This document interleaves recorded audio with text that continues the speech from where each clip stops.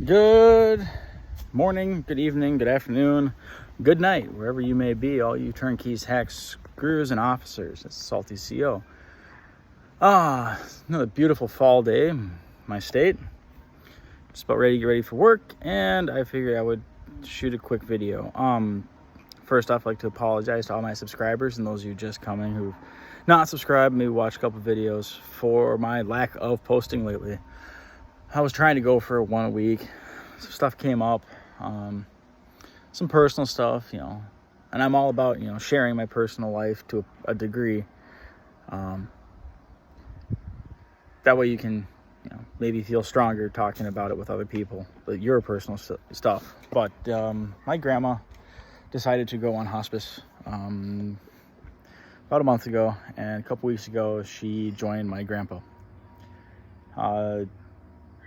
She was a strong woman and been dealing with her passing and everything that goes with loss of a family member. And that's kind of been going on. So, to the point of today's video. Actually, no, back up. Let me rewind a little bit. The reason I share that is not so anybody feels sympathy for me. If you want to say so, whatever, that's fine. I appreciate it. I appreciate people being generous and kind and nice. The point of sharing it is because we don't know what everybody else is going through in life. We don't know the daily struggles people go through. So be nice. Don't go out of your way to be a jerk to somebody that doesn't need you to be a jerk. God, my hair, I need a haircut. Anyways, be nice to each other. We already got to deal with crap with the inmates. Let's not turn into staff issues as well. So the point of today's video, we're going to kind of retouch on the duty gear. There were some people that took, I guess, issue would be a good way to say it, I guess. Yeah, issue. That's a good word. With my video. There's really two that I kind of know about. I stopped paying attention after those two because they just wanted to argue, and I just didn't see the point in arguing. In that video, I was not being the end-all, be-all expert in what duty gear you should use or not use. I was giving ideas to those new officers that are coming in who may not have any clue on what they may need to get and are too timid to ask their buddies. To those young officers that are watching this, do it. Ask. Ask the old guys. Ask them for advice. That's what they're there for. If they're crotchety, salty, angry at the world, find a way to get them to be a little bit nicer to you for the day. Make them a pot of coffee. Bring them lunch. I don't know. Figure out what, talk to them. The problem that a lot of them get to is that they're salty and grumpy and they're not wanting to talk to you because they sit back and they realize that you're probably not going to stick around. I know I had some that did that to me. Oh, you don't have enough time in. I'm not even going to talk to you. You got 5 years in. What's the point? These people may not understand that younger generations need that connection. I am kind of in between generations. So I kind of have a foot in both worlds. And I make it a point that I'm not going to, perpetuate that issue. I'm kind of getting into another topic, which is kind of cool. But ask those other older officers. They've been around for a while. And it depends on what your institution has, your agency has. That could be someone who only has 5 years in because of the staff turnover. I mean, in my institution, we have officers that have 2 years in that have like 15 people below them in seniority. They have like 50 above them, but there's a handful below them. So, temper what they say with, take it with a grain of salt, because you never know. They may not be speaking from that much experience, but they should be able to answer a question on duty gear. What's appropriate, what's not appropriate, what's good, what's not. And everybody's going to have their brand preferences. I know guys that they swear up and down about Bianchi. They swear up and down about Galls. They swear up and down about Uncle Mike's. They swear up and down about Kydex. Do your research, find out what works, and get something. Whatever. Bianchi's good. I've used Bianchi. Safariland, I love their holsters. Their holsters are great. In fact, I think Safariland now owns Bianchi, just a different name. But anyways, I mean, I use a Safariland OC holster for my MK9 that I occasionally carry. Who cares? It works. It's great. It was expensive. Probably one of my more expensive pieces of equipment for a thing I mainly use very rarely, at least right now. But it works. It's effective. My vest I had set up, I used Condor. Okay. People hit me on that one. They were harping on that it was bad of me to show that it was inappropriate, that I am showing people bad information. Tell me why. No one would give me a reason why. They'd say it's cheap. Stitching's bad. Yeah? And I've had 511 stuff fall apart on me. Just because something's brand name doesn't mean it lasts longer. I've had good experience with Condor. I've used Condor in the Army. I've known plenty of people that use Condor in the Army. People that tend to make those comments about that stuff tend to be jealous. I have guys give me grief all the time about something that I wear in the Army, be it my battle belt, my rifle kit, my vest, or the fact that I have my own ear pro to protect my hearing, and I wear it under my helmet, or I have a different stock for my rifle, or what have you. I have my Oakley M frames. They sit there and they razz me, give me a hard time, but the next time we go out to the field, they have similar equipment. So I don't know. Go figure. And it's the same way with work. And the same way with you guys on the internet. So the long and short of the duty gear is buy what you can afford.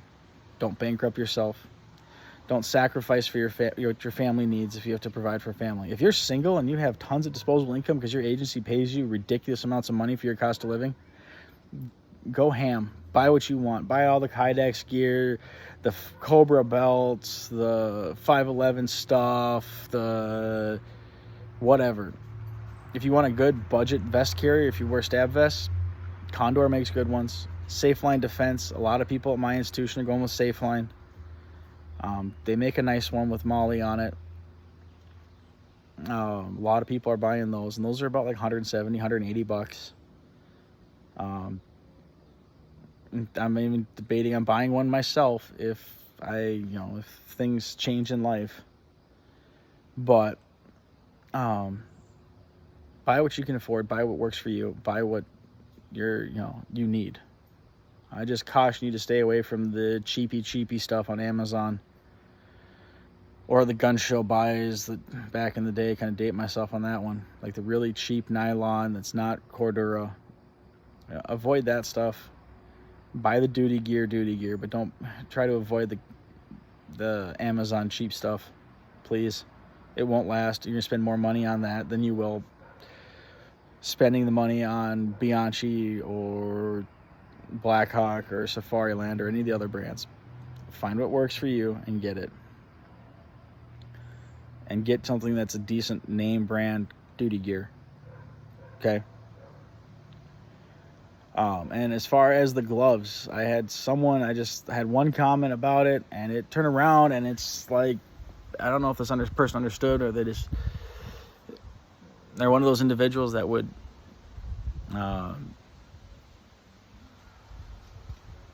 I don't know, just watch the world burn. I don't know, just a troll, which I know exists. But he mentioned the comment about OSHA. OSHA should be aware of the gear that your institution's giving you if they're giving you personal protective equipment. Dude, this is directly at you and anyone else who wants to say that kind of crap. All protective equipment for law enforcement that is cut resistant has to meet an NIJ standard. Agencies will not buy equipment that does not meet an NIJ standard. All of my cut gloves have met an NIJ standard. My stab vest is an NIJ rated Spike Level 3. If your agency is giving out crappy equipment that does not have an NIJ rating on it, does not have a tag stating that it is NIJ rated, then yes, by all means, let OSHA know. But if it is giving out good equipment that may not be as effective as other stuff, like those turtle skin gloves, if you've ever seen them, I don't care for them. Yes, they are puncture resistant, but you cannot do a search because it has a piece of plastic in the palm of the hand. The Hatch gloves that I choose to wear, they are slash resistant, cut resistant. I like them because I can feel when I do a pat search. Am I going to get a needle through my hand? Yes. Is that a risk that I run? Yes. Is that a danger at my institution? Currently, no, unless I'm doing a self-search and looking for tattoo gear. But, dude, OSHA? Really? OSHA is aware of NIJ rated. It's the same as in my agency saying certain jobs need steel or composite toe boots for crush resistance. They're a standard. Wow.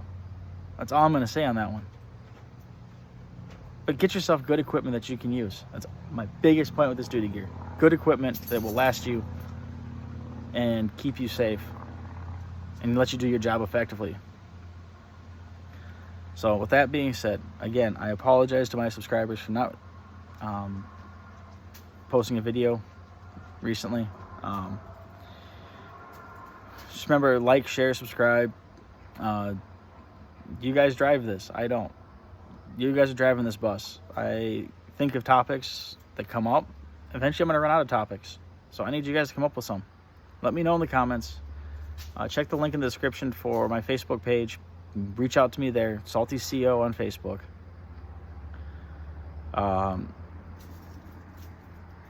Reach out. Let me know ideas that you have. Things you want me to research. I love looking up stuff, so let me know. I don't do this for money. I am not monetized. I am nowhere near the subscriber level or the view level for monetization. And I don't even know if I'm going to monetize if I get to that point. I do this to share information to you guys. And then open this forum up so you guys can share and have discussions and comments. So stay safe out there, everyone. Watch out for each other. And I'll try to get back to my regular posting schedule. Salty CO out.